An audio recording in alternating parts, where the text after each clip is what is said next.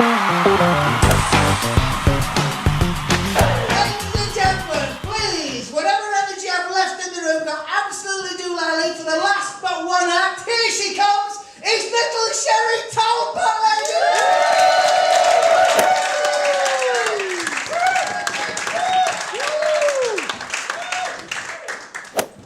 Just before I start, I was going to ask you if you were all okay with some strong language and swearing, but then we watched Brash, so.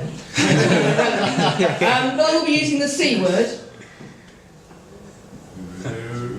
Yep, Christmas. I said it. Yes, it's a time for giving and receiving. I give my mother a lift to my brother's house. She gives me a 3-hour lecture about how awful my sister-in-law's cooking is going to be. My sister-in-law gives up her entire morning to cremate a turkey and boil Brussels sprouts to a sulphurous pulp. She receives a washing machine. Yeah, my brother really pushed the boat out that year. No, literally, she pushed it out actually, with him in it. He helped her, wouldn't let him back in until he promised to buy her a proper present. But I remember the day when I thought I'd seen Santa. I was asleep in my bed, woken by a noise in the middle of the night, and I thought, oh, that's brilliant, it must be him, but something just wasn't right. So I went through my Santa checklist. Big red coat? No. Not my beard, you know. Big sack of presents? No. Well, I must say I panicked. You know, he was leaning over the end of my bed, and I just sat bolt upright and said, "Get the fuck out of my room, you pervert!" And Mum was really unhappy. She jumped about 2 foot in the air and ran out of the room, screaming something along the lines of that I was going straight to the top of the naughty list, and I shouldn't use language like that in front of elves. I pointed out that there weren't any elves, because she wasn't Santa. Next morning, I was at the top of the naughty list, and there were no presents. I'll tell you something about Santa. He holds a grudge. Never received any presents since, but the way I look at it, no great loss. I mean, there's not a lot a child wants that you can fit in a sock. Nowadays, I'd be grateful for something that fitted in a sock.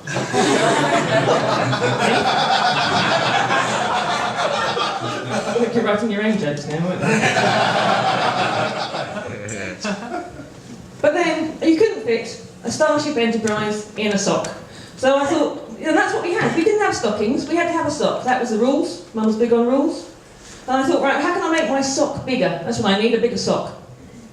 And I thought, I'll buy Doctor Who socks. They've got to be bigger on the inside. Surely the picture of the TARDIS on the outside. Surely they're going to be bigger on the inside. And they were really rubbish socks. So I thought, I know. And I started stuffing socks into my socks to make my feet bigger, to make Mum think my feet had grown and then she'd have to buy me bigger socks. Backfired slightly. By the time I was 8, I was going to school in size 13 shoes. In my black and white school uniform, I looked like Pingu's love child. Things bad. And got me banned from ballet because I nearly took Georgia Watt's eye out trying to get into the 3rd position. But it didn't improve the quality of the presents that I had in my stocking. One year, I did get a My Little Pony and a troll. Actually, that turned out not to be a bad year because I made them have sex. And I got Billy Piper.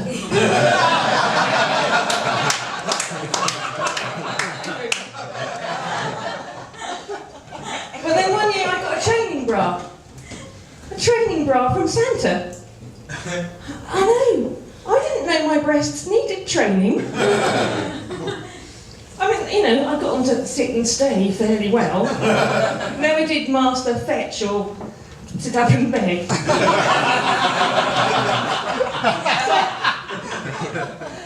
So, training bar was a complete loss really, except that now this one can speak French. Which always breaks the ice at customs.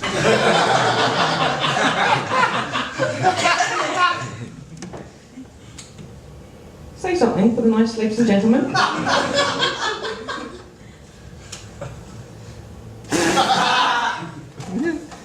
I'm sorry, it runs in our family, we've got introverted nipples.